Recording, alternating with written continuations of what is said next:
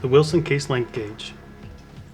First, unbox your gauge, note the instruction sheet with more details about various other ways to use the gauge. Clean with typical gun solvent and remember to coat with oil and store in a bag when not in use.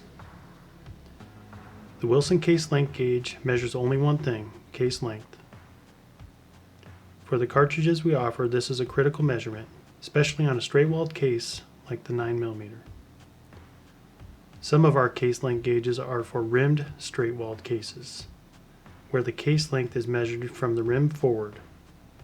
This can be very difficult to measure accurately, so if you have one of those cartridges, it might be worth looking into one of those gauges. To properly use the gauge, set your case on a flat, clean surface.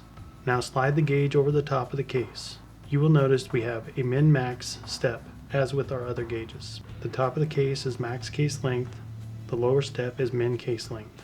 On the 9mm, we use a .005 step to indicate the difference. Run the straight edge over the top of the gauge. If the straight edge clips the case mouth, you know it's time to trim. If it does not, you can run the straight edge on the min surface to see if it's over min case length. A very common mistake is to try and insert the case on the top side of the gauge. This is because we make so many different types of gauges, sometimes it is assumed this is the correct operation.